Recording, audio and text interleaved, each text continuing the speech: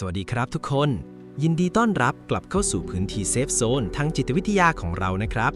วันนี้อยู่กับผมพี่นนท์และน้องฟ้าเหมือนเดิมครับสวัสดีค่ะทุกคนช่วงนี้มีใครกำลังรู้สึกว่าชีวิตมันตื้อๆตันๆมองไปทางไหนก็เบลอเหมือนหลงทางอยู่บ้างไหมคะ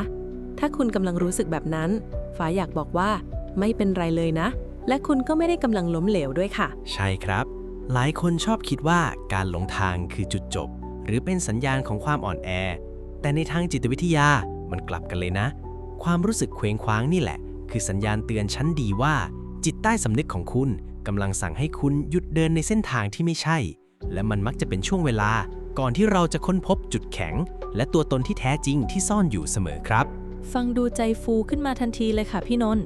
งั้นวันนี้เรามาเช็คกันดีกว่าค่ะกับ6สัญญาณทางจิตวิทยาที่บอกว่าการหลงทางครั้งนี้กำลังจะนำคุณไปสู่การค้นพบตัวเองมีอะไรบ้างมาเริ่มกันที่ข้อแรกเลยค่ะข้อ 1 คุณเริ่มเบื่อสังคมที่ฉาบฉวยและโหยหาความสัมพันธ์ที่แท้จริงข้อนี้ชัดมากครับสมมุติตอนวัยรุ่นเราอาจจะชอบไปปาร์ตี้ชอบมีเพื่อนเยอะๆไปไหนไปกันแต่พอถึงจุดหนึ่งคุณจะเริ่มรู้สึกว่าการต้องไปนั่งฟังเรื่องนินทาหรือพูดคุยเรื่องผิวเผินมันสู่พลังงานชีวิตอย่างบอกไม่ถูกคุณเริ่มอยากอยู่บ้านอ่านหนังสือหรือคุยกับเพื่อนสนิทแค่คน2 คนที่เข้าใจเราจริงๆครับใช่ค่ะบางคนพอเป็นแบบนี้ก็เริ่มกังวลว่าตัวเองแปลกแยกหรือเปล่าทำไมเราเข้าสังคมไม่เก่งเหมือนเดิมแต่ทางจิตวิทยาพฤติกรรมชี้ให้เห็นว่านี่คือกระบวนการคัดกรองตามธรรมชาติเมื่อมนุษย์เราเติบโตขึ้นค่ะการที่คุณเริ่มปฏิเสธความสัมพันธ์ที่ไร้สาระแปลว่าคุณเริ่มรู้แล้วว่าพลังงานและเวลาของคุณมีค่าเกินกว่าจะเอาไปละลายพฤติกรรมกับสิ่งที่ไม่ใช่ตัวคุณค่ะถูกต้องครับมันไม่ใช่ว่าเราโลกแคบลงนะแต่เราแค่เลือกมากขึ้นต่างหากมาต่อกันที่ข้อ 2 ครับคุณเริ่มตั้งคำถามกับค่านิยมเดิมๆของสังคมข้อนี้ฟ้ารู้สึกว่าคนยุคนี้เป็นกันเยอะมากค่ะเหมือนเราเคยถูกสอนมาว่าเรียนจบทำงานประจำซื้อบ้านซื้อรถแต่งงานแล้วจะมีความสุขแต่พอเราทำตามนั้นหรือกำลังจะทำตามนั้นเรากลับตั้งคำถามในใจขึ้นมาดื้อๆว่าแล้วยังไงต่อนี่คือความสุขจริงๆของเราเหรองานวิจัยด้านจิตวิทยาพัฒนาการบอกไว้ครับว่าการตั้งคำถามกับสิ่งรอบตัวแบบนี้เรียกว่าเป็นสัญญาณของการเกิด existential crisis หรือการค้นหาความหมายของชีวิตมันคือจุดเปลี่ยนสำคัญที่แสดงว่าคุณกำลังก้าวข้ามการเป็นแค่ผู้ตามในสังคมและกำลังเริ่มดีไซน์ชีวิตในแบบของตัวเองคุณกำลังมองหาความสุขที่แท้จริงที่ไม่ใช่แค่ภาพจำที่คนอื่นบอกให้เป็นครับเป็นมุมมองที่เปลี่ยนความสับสนให้เป็นพลังได้ดีมากเลยค่ะพี่นนท์งั้นส่วนสัญญาณข้อที่ 3 คือคุณรู้สึกอึดอัดกับงานหรือสิ่งที่ทำอยู่ตอนนี้อย่างรุนแรงหลายคนเข้าใจผิดว่าความรู้สึกไม่อยากทำงานหรือตื่นมาแล้วเหี่ยวเฉาเป็นเพราะเราขี้เกียจแต่จริงๆแล้วในทางจิตวิทยาคลินิกพบว่าความรู้สึกอึดอัดนี้มักเกิดจากภาวะที่ค่านิยม internal ในตัวตนของคุณกับสิ่งที่คุณต้องทำในโลกภายนอกมันไม่ตรงกันหรือที่เรียกว่า value mismatch ครับเหมือนเรากำลังฝืนใส่รองเท้าที่ผิดไซส์อยู่ใช่ไหมคะพี่นนท์ต่อให้รองเท้าคู่นั้นจะสวยหรือราคาแพงแค่ไหนถ้ามันกัดเท้าจนเจ็บเราก็เดินต่อไม่ไหวความรู้สึกอึดอัดในตอนนี้ไม่ได้แปลว่าคุณไร้ความสามารถนะคะแต่ระบบเตือนภายในใจคุณกำลังบอกว่าศักยภาพของคุณมันยิ่งใหญ่เกินกว่าจะถูกจำกัดไว้ในพื้นที่แคบๆตรงนี้ต่างหากค่ะชัดเจนมากครับน้องฟ้าและเมื่อเราอึดอัดจนถึงที่สุดมันจะนำเราไปสู่ข้อ 4 ครับ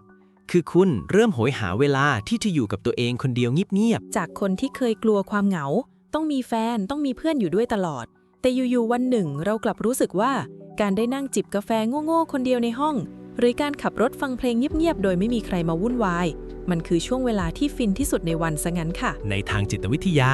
แนวคิดเรื่อง solitude หรือการสันโดษอย่างสร้างสรรค์ชี้ให้เห็นว่าการที่เราอยากอยู่คนเดียวไม่ใช่การตัดขาดจากโลกภายนอกเพราะซึมเศร้านะครับแต่มันคือช่วงที่สมองและจิตใจต้องการพื้นที่ปลอดภัยในการประมวลผลข้อมูลดึงสติและซ่อมแซมตัวเองจากความวุ่นวายยิ่งคุณอยู่คนเดียวและรู้สึกสงบแปลว่าคุณกำลังเชื่อมต่อกับจิตวิญญาณในตัวเองได้แน่นแฟ้นขึ้นนะครับ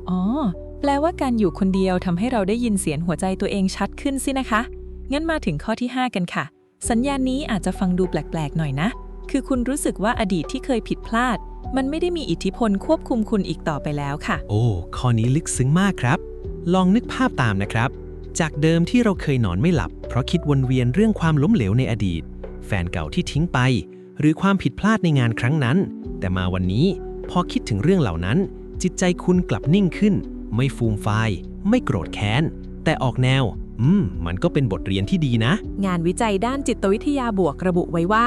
นี่คือสัญญาณของการเกิด post traumatic growth หรือการเติบโตหลังผ่านพ้นเรื่องสะเทือนไฟค่ะการที่คุณมองอดีตด้วยสายตาที่เข้าใจและให้อภัยได้แปลว่าคุณได้สกัดเอาประสบการณ์ออกมาเป็นปัญญาเรียบร้อยแล้ว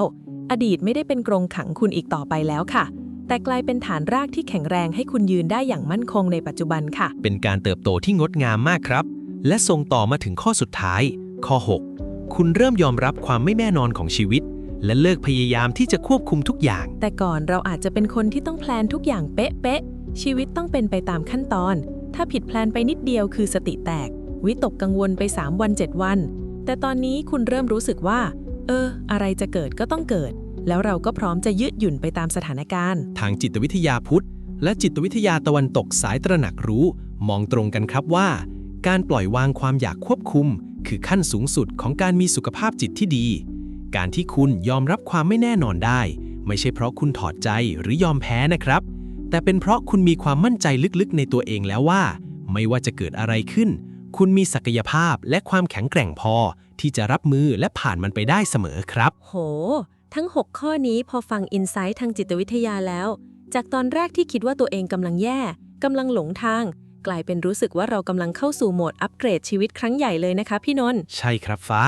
การหลงทางไม่ใช่เรื่องน่าอายเลยครับมันก็เหมือนกับเวลาที่เราขับรถในเส้นทางใหม่ๆที่เราไม่คุ้นเคยแน่นอนว่าเราอาจจะรู้สึกกลัวกังวลและไม่แน่ใจ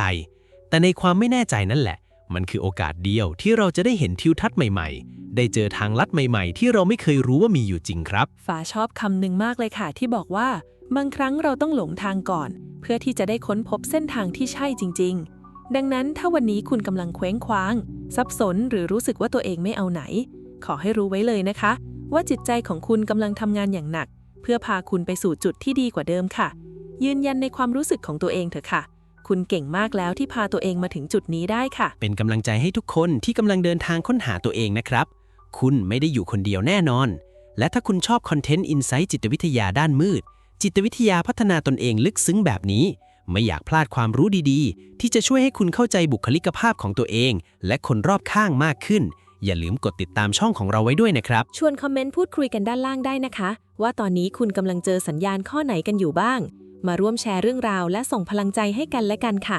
สำหรับวันนี้พี่นนท์กับน้องฟ้าต้องขอตัวลาไปก่อนแล้วพบกันใหม่ในคลิปหน้านะคะสวัสดีครับ